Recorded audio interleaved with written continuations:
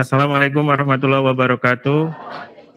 Sebelum kegiatan pembelajaran dimulai, silakan dipimpin doa terlebih dahulu yang dipimpin oleh ketua kelas. Silakan. Ini marilah kita doa menurut keyakinan dengan doa mulai. Berdoa selesai. Baik, bagaimana kabarnya hari ini? Baik ya, semuanya sehat? Sudah pada sarapan? Ada yang belum, ada yang sudah. Baik, sebelum memulai kegiatan pembelajaran, saya melakukan presensi terlebih dahulu. Tovan ada, Natasha, Haikal. Sebelum masuk ke materi, yang pertama yang perlu saya sampaikan terkait dengan apa yang ada di paparan saya. Logo yang pertama, logo apa? Sebelah kanan? Facebook. Yang sebelah kiri? Dari dua hal ini, kira-kira nih, apa yang sedang kalian pikirkan antara Facebook dengan Twitter? Haikal?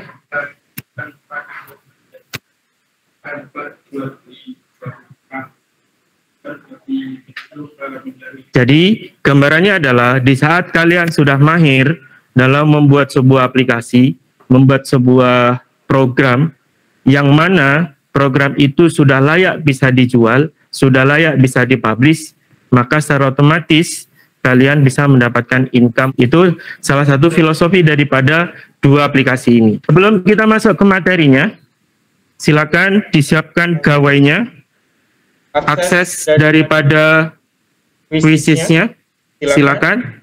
Kita melakukan kegiatan pretest terlebih dahulu sebelum masuk ke pokok bahasan materi pada pagi hari ini.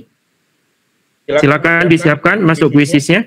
Silakan masukkan kodenya. Oke, kita mulai. Yang pertama, Rocky. Selamat buat Rocky. Apa yang kita pelajari pada pagi hari ini?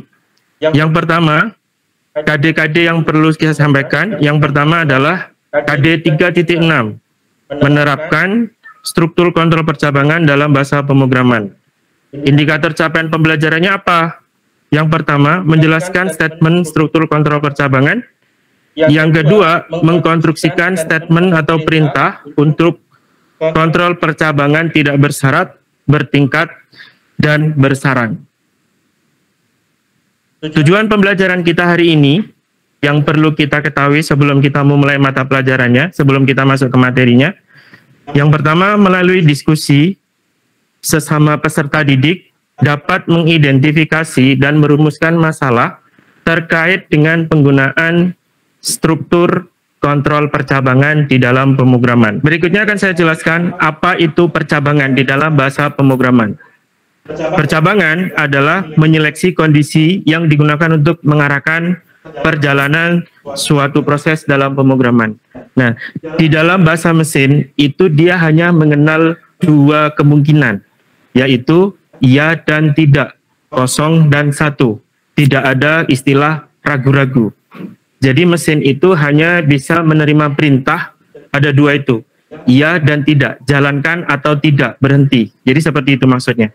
Nah, yang dimaksud daripada percabangan adalah anggapan-anggapan semacam itu.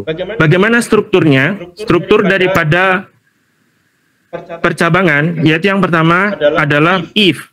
Struktur if dibentuk dari pernyataan if dan sering digunakan untuk menyeleksi suatu kondisi tunggal. Struktur kodenya seperti yang dituliskan pada PowerPoint itu.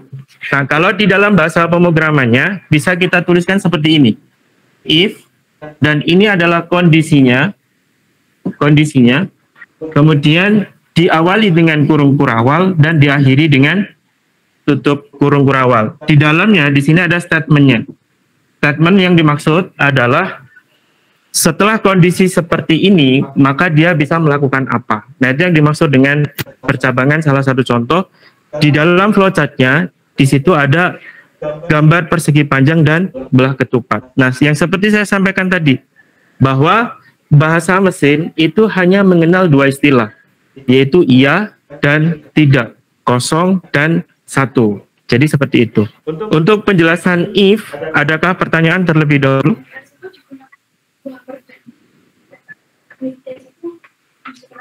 Jadi kita lihat dulu identifikasi masalahnya pada saat kamu membuat program itu bagaimana. Silakan kalian membentuk sebuah kelompok yang kemarin sudah dibuat, yang pertemuan awal kemarin, silakan mengelompok sesuai dengan kelompok masing-masing. Sudah siap? Jika sudah siap, silakan akses ini. Silakan berdiskusi terkait dengan analisis kebutuhan yang ada di dalam LKPD. Ini apa? Kalau misalkan bisa dipahami, kamu bisa memahami ini enggak? Lebih besar sama dengan, maksudnya gimana? Berarti kalau beli 5, kalau beli 6, beli 4, enggak. Oke. Artinya dengan apa namanya? Lebih besar sama dengan, sudah bisa dipahami ya. Jika pembelian 100.000 dapat diskon 30%. Jika pembelian ini apa? Kurang. Lebih apa kurang ini? Hah? Kurang apa lebih? Kurang. Ini pembelian 100.000 dapat diskon. Ini kalau lebih dari 100, apa pas 100 atau kurang dari 100 atau bagaimana? Lebih dari 100. Berarti ada tandanya di situ. Nah, berarti kalau lebih 100, berarti kalau misalkan kalau 100.000 dapat enggak? Ya, lebih dari sama dengan ini boleh enggak apa-apa. Lebih dari sama dengan 100. Nah, yang poin A sudah ini tadi ya. Terus yang poin B, start, nama barang, jumlah. Nah, ini yang awal tadi, yang awal itu apa? Yang awal apa ini yang awal? Jika pembelian barang. Terus yang bawah jika harga barang. Nah itu yang benar yang mana? Pembelian apa harga barangnya yang mendapatkan diskon? Kalau pembelian misalkan kamu beli barang 5, total keseluruhan 200.000, itu pembelian. Saya membelinya habis 200.000.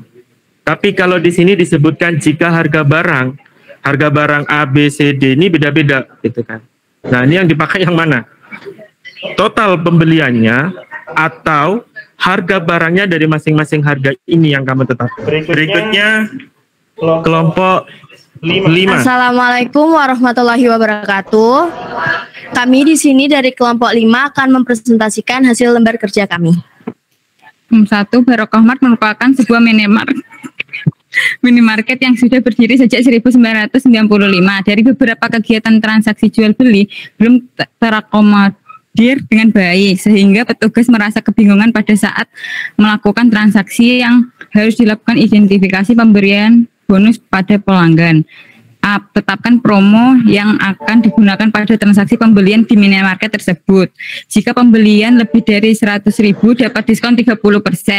Jika pembelian kurang 100.000 gratis stiker. B. Buatlah algoritma untuk membuat aplikasi pada masalah di atas agar bisa mengakomodir promo yang sudah dibuat.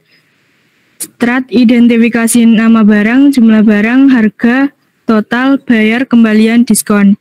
Input nama barang, jumlah barang, harga. Hitung total, harga kali jumlah barang. Tampilkan total, tampilkan diskon jika pembelian lebih dari 100.000 maka diskon 30%. Selain itu dapat gratis stiker. Hitung total setelah diskon, total kali diskon. Tampilkan total setelah diskon. Input bayar, hitung kembalian, bayar total kembalian setelah diskon. Bayar total diskon dan tampilkan kembalian dan selesai. N. Silakan dari kelompok 5. Dari kelompok kami. Wassalamualaikum warahmatullahi wabarakatuh. Dari hasil daripada proses presentasi yang kalian sudah sampaikan tadi di depan, ada beberapa hal yang memang harus diperbaiki dalam membuat konsep suatu program. Ya, dalam membuat sebuah konsep suatu program. Apa? Yang pertama, kalian belum mengidentifikasi secara betul tentang variabel-variabel apa yang dibutuhkan. Kemudian yang kedua, kesalahan penulisan variabel di dalam implementasi nanti ke dalam bentuk program akan berakibat fatal. Sehingga apa yang perlu diperhatikan? Ketelitian, ya, itu. Kemudian Kalau secara teoritis di saat salah nulis itu nggak kelihatan.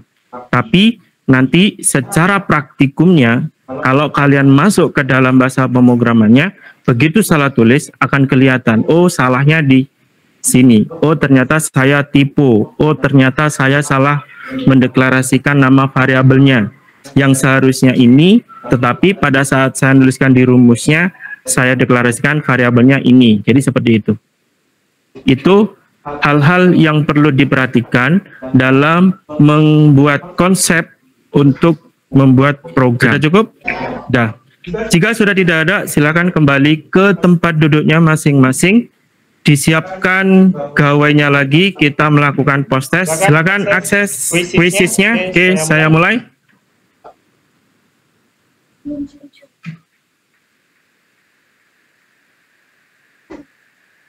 Rocky naik lagi.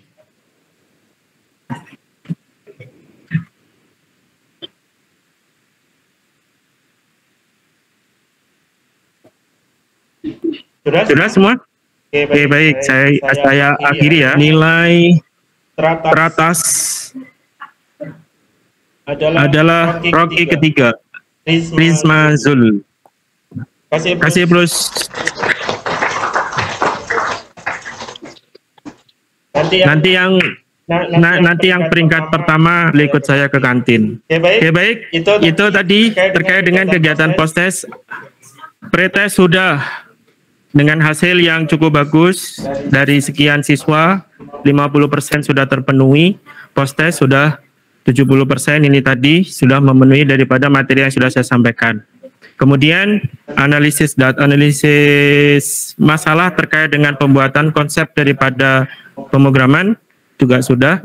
Nah, sekarang kesimpulan daripada apa yang sudah kalian dapatkan pada materi pada hari ini terkait dengan materi percabangan dengan menggunakan if else. Silakan. Kesimpulan materi pada pagi hari ini. Mampu mengetahui apa itu gunanya if sama switch.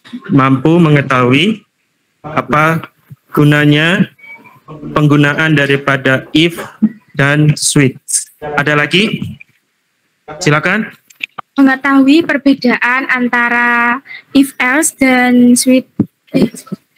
Mengetahui perbedaan antara if dan switch case. Jadi itu yang pertama, mengetahui bagaimana kapan harus menggunakan if dan kapan harus menggunakan switch. Jadi itu salah satunya. Nah, kesimpulan pada pertemuan pagi hari ini adalah yang pertama, penyeleksian kondisi memiliki peran penting di dalam pemrograman. Yang kedua, ada beberapa bentuk atau struktur pernyataan if kondisi dalam pemrograman. Yang ketiga, struktur kontrol percabangan lebih sering digunakan untuk diimplementasikan ke dalam bentuk program. Di poin ketiga, di poin nomor 3 itu, hampir semua jenis program itu menggunakan percabangan. Intinya adalah di poin nomor 3, struktur kontrol percabangan selalu digunakan dalam membuat sebuah aplikasi.